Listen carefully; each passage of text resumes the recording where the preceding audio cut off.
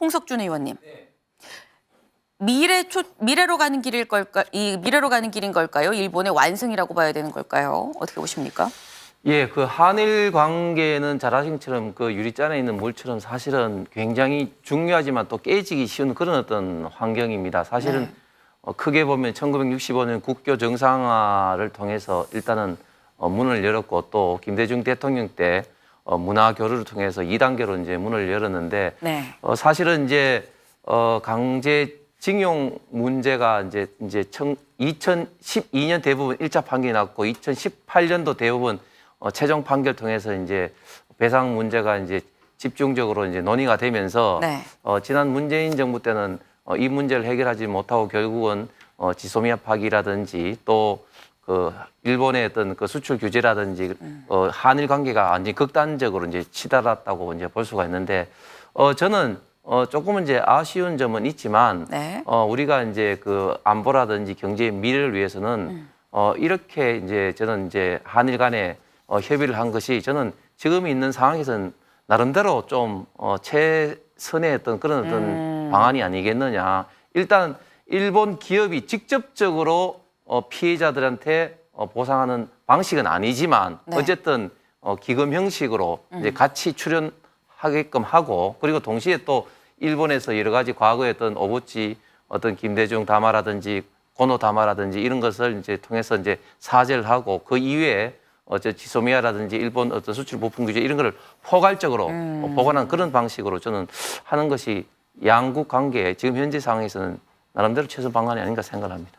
홍석준 의원님 옆에서 지금 자꾸 손을 들썩들썩. 김경만 의원 말씀하신 거는 뭐 철저하게 뭐 우리 나라 입장에서는 당연한 말씀이지만 그러나 뭐 외교 관계라는 게 뭐 우리나라 입장만 주장할 수 없는 거 아니겠습니까? 국제법적으로 그런 어떤 합의를 이제 필요한데 사실 일본 입장에서는 개별 기업이 개별 보상을 하기가 굉장히 어려운 게 만약에 이게 선례가 되면은 수없이 많은 중국이라든지 대만이라든지 다른 어떤 국가들의 어떤 그 국민들이 요구를 했을 때 꼼짝없이도 들어줘야 되는 굉장히 큰 어떤 문제가 지금 내포돼 있고 또 한일 청구권 협상으로 해서 저희가 이제 유무상으로 이제 5억 불을 받았는데 일본 입장에서는 국교 정상을 위해서 한일 청구권 협상을 통해서 준 사례도 지금 대한민국이 유일합니다.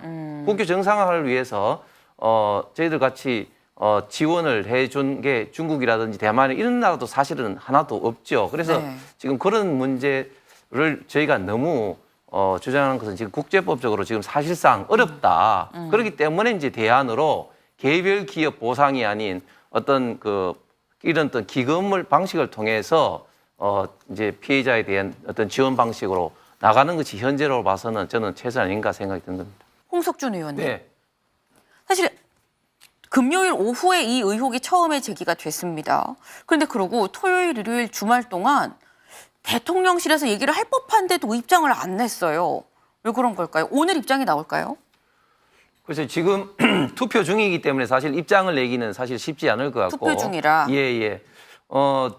그뿐만 아니라 또 이제 어제 계속 이슈가 된 게 그리고 이제 국민의힘 선관위에서 공식적으로 좀 주의 요청을 한 게 어느 당협은 누구누구를 지지한다.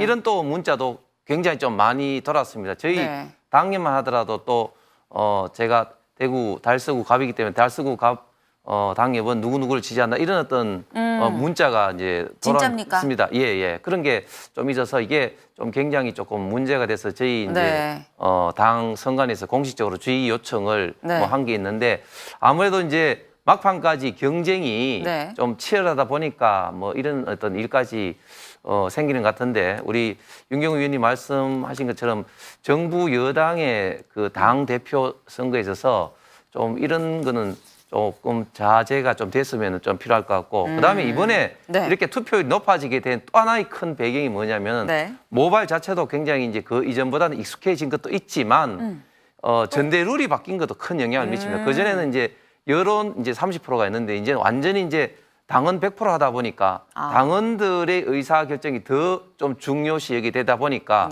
좀 더 많은 사람들이 관심이 이제 가서 투표율이 이렇게 많이 높아진 것이 아닌가 예측이 됩니다. 홍석준 의원님. 근데 김기현 후보가 1차에서 친윤 후보인데 과반을 못하면 부담이 윤 대통령한테 갈 수 있거든요. 어떻게 보십니까? 글쎄 1차 투표에서 과반 못한다고 해서 그게 대통령한테서는 안 간다. 부담이 갈지는 무관하다. 않고 사실은 이제 전대 룰이 이제 바뀌었기 때문에 이제 결선 투표가 생겨서 이렇게 마지막 이제 변수가 이제 생겼는데 지금 현재 판세를 보면 사실은 한 일주일이나 열흘 전까지만 하더라도 사실 저는 반드시 결선 투표 갈 거라고 좀 생각을 이제 들었는데 네. 이제 막판으로 갈수록 소위 말하는 사표 심리, 내가 이 후보를 좀 찍으면은 과연 될까?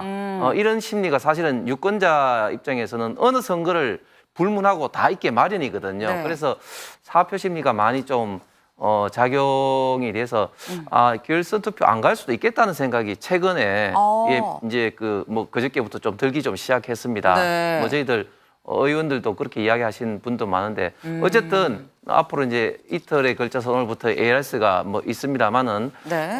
저희 이번에 전당대회를 통해서 일부에 좀 잡음이 있었지만 굉장히 많은 어떤 국민들 특히 당원들이 관심을 갖고 투표율이 높아지고 이렇게 한 것은 저는 굉장히 좀 좋은 어떤 흥행이다. 그렇게 생각이 좀 듭니다. 홍석준 의원님 네.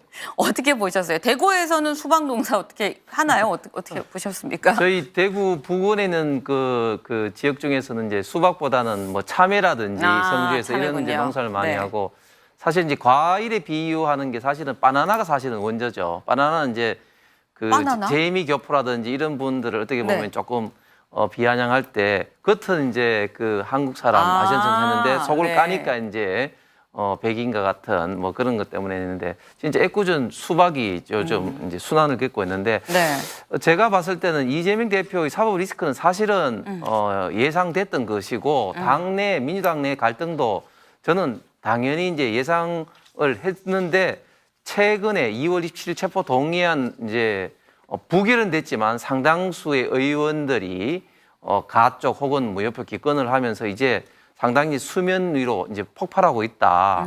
그런데 이런 어떤 양상이 제가 볼 때는 쉽게 깔아앉기보다는 앞으로 더 많이 폭발할 가능성이 있는 게 사법적으로 지금 현재 검찰에서 수사를 하고 있는 쌍방울이라든지 백현동일 이런 것들이 이제 기소가 추가적으로 되면 또 체포 동의안이 날아올 거고 네. 또 지금 현재 공직선거법에 김문기 오인이 되신 처장을 모른다 한 거라든지 또 백현동이 이제 국토부의 이제 협박 위협 때문에 그랬다는 것이 사실은 명백하게 허임이 사실은 국토부도 지금 이야기를 하고 있기 때문에 이런 것들이 재판이 진행되면 진행될수록 네. 그런 어떤 갈등 상황은 더욱더 폭발하게 될 거고 그리고 최근에 이제 민주당 입당이 조금 늘어나게 된 것은 안민석 의원도 이야기했지만 결국은 이재명 대표 신임 투표를 하자 이런 어떤 이야기가 좀 나오고 네. 있기 때문에 이런 상황에 좀 대비해서라도 좀 입당이 지금 최근에 많이 좀 늘어나고 있는 것 같습니다. 저희가 준비한 소식은 여기까지입니다. 이 개구리가 겨울잠에서 깬다는 경칩이죠. 참 반가운 봄인데 봄이 미세먼지는 좀 떨구고 혼자 왔으면 싶습니다. 오늘도 좋은 하루 되세요. 수고하셨습니다.